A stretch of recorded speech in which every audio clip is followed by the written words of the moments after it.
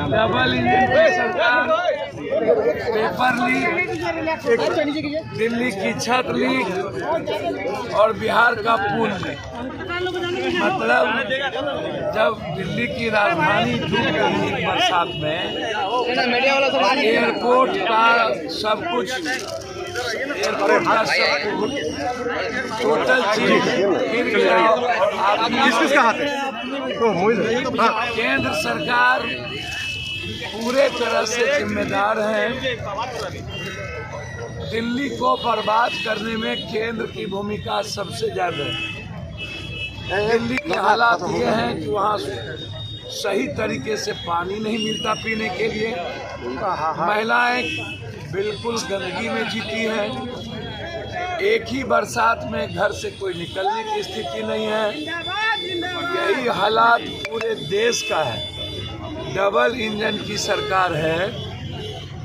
नीतीश बाबू की सरकार को न तो पुल से मतलब है, एक पुल नहीं, लगातार कई पुल, और इस पुल में खनन माफिया की भूमिका सबसे ज्यादा है। और मैं लगातार इस बात का जिक्र कर रहा हूँ। सवाल जब पेपर लीक को ये लोग गंभीरता से नहीं ले रहे हैं, जो हालात हैं इसमें जो नीट के डायरेक्टर हैं वो पूर्व मुख्यमंत्री रमन सिंह के साथ काम करते थे और एक बड़े केंद्रीय मंत्री के रिश्तेदार हैं। उनको बचाने के लिए सीबीआई इंक्वायरी की गई है। हम ये शुरू दिन से ये बात बोल रहे हैं। हैशटैग री-नीट की बात हम शुरू दिन से बोल रहे हैं और पूरा देश में ये लोग राजनीतिकरण कर रहा है। परसों जब हम लोगों ने नीट के सवाल पर चर्चा हम लोगों ने उठाई, राहुल गांधी जी ने सरकार से अपेक्षा की कि हम लोग मिलकर बच्चों की जिंदगी के भविष्य के बारे में पहले सोचें। बच्चे आत्महत्या कर रहे हैं, देश के बच्चे डरे हुए हैं, उसके भीतर सुरक्षा की गारंटी जरूरी है। ये जो राष्ट्रपति अभिभाषण है ये हम लोग बाद में भी कर लेंगे।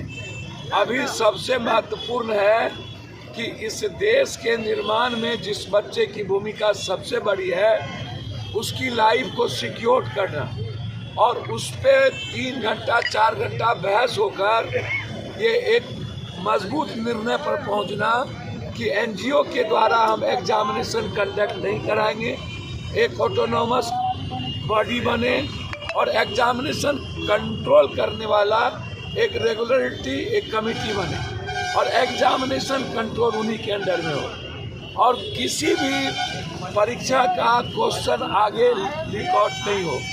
लगातार 10 सालों से हर परीक्षा का जो प्रश्न है वो लीक आउट हो रहा है।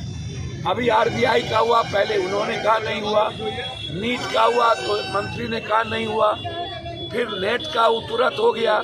तो काम करने में या गवर्नमेंट फेल्योर है और या गवर्नमेंट युवाओं की आवाज को दबाना चाहते हैं। इंडिया गठबंधन के सारे नेता और इंडिया गठबंधन सबसे पहले इस देश के युवा और छात्रों की आवाज चाहते हैं कि आप सुनिए और उसके राइट्स की सुरक्षा हो और उस बच्चे के भविष्य को खत्म ना किया जाए। ये इम्पोर्टेंट है। लेकिन वहाँ तानाशाह की तरह ना तो बोलने दी जाती है और सिर्फ अपना एजेंडा चलाना चाहती है, सिर्फ मनमानी करना चाहती है। उन्हें कांग्रेस चालीसा के अलावा दूसरा कोई मतलब नहीं है, विपक्ष को खत्म करना चाहती है। इसीलिए यदि वो तानाशाह की तरह चलाए तो इस बार जो मजबूत विपक्ष है, जो लोकतांत्रिक व्यवस्था को मजबूत रखना चाहता है, ना वो डरने वाली ना वो झुकने वाली और तानाशाह को खत्म करेगी या मजबूत है।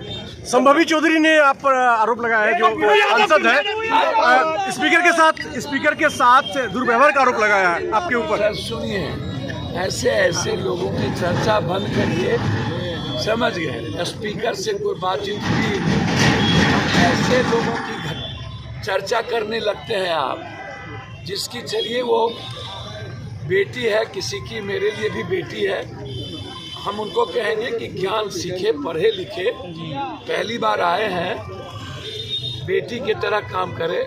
मेरी भी वो बेटी है और बेटी का ही तरह विशेष राज्य का दर्जा को चलो तो पहला ही मैंने नीट उसी दिन वोट के दिन ही #रीनीट और विशेष राज्य का दर्जा सर हमने पहला दिन ही बोल दिया है, और इस पर कौन कंप्रोमाइज होगा भैया? सर सवाल ही नहीं उठता।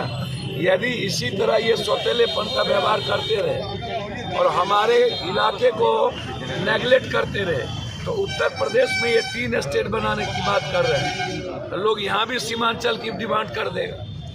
सर 2025 में विद्यालय के समय सीमांचल स्टेट दे दूँ, विद्यालय के समय को लेकर के जो है नहीं कर पाएंगे, शिक्षकों में सीमांचल के साथ करे होंगे। सर ये फिलिस्तीन का नारा लगाया असदुद्दीन ओवैसी समय को लेकर के सांसद जी, फिलिस्तीन के पक्ष में नारेबाजी। यानी कि जो शिक्षकों में जो है आक्रोश है विद्यालय के समय को लेकर के, हम बिल्कुल गलत है।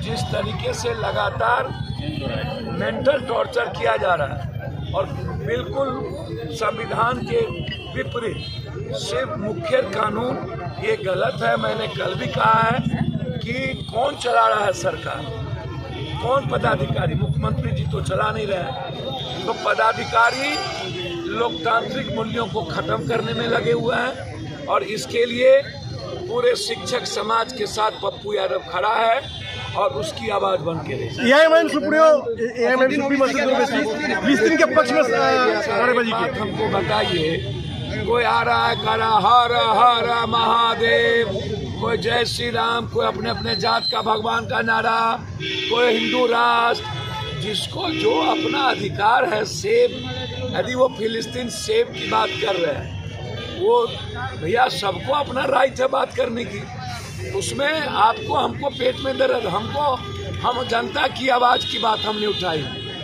#रीनीट, और हमने तो इसको दर्द हो गया सरकार को। पप्पू यादव को आप 7वें बार संसदीय जीवन में ये सिखाएंगे। हमने कहा विशेष राज्य का दर्जा, और जितने लोग आए संस्कृत में श्लोक, अपने अपने जात के भगवान का जयकारा, अपने अपने नेता का गणेश परिक्रमा, तो सबको अपना राइट अधिकार अपने तरीके से जीने का। 2025 में सर एआईएमआईएम ने जी लिया, बोल दिया, और लोग भी तो कोई हिंदू राष्ट्र, कोई कोनो राष्ट्र, कोई कोनो मांग, सब कर ही रहा है। आज हमने भी कहा यदि ये हालात रहे और उत्तर प्रदेश को आप बंटवारा किए, तो फिर बिहार को भी आपकी नज़र करोगी, कल सीमांचल का भी डिमांड उठ जाएगा। जनाधिकार पार्टी फिर जिंदा होगा 2025 में। अब ये आप सब जनाधिकार पार्टी जब हम कांग्रेस के एसोसिएट मेंबर हैं और हम सपोर्ट कर रहे हैं, तो आप नई बात कहाँ से लाए? 2025 में सर क्या रहेगा? 2025 में जनाधिकार पार्टी फिर से आगे आएगी कि कांग्रेस के साथ रहेंगे? भैया कांग्रेस को बहुत मजबूत करेंगे।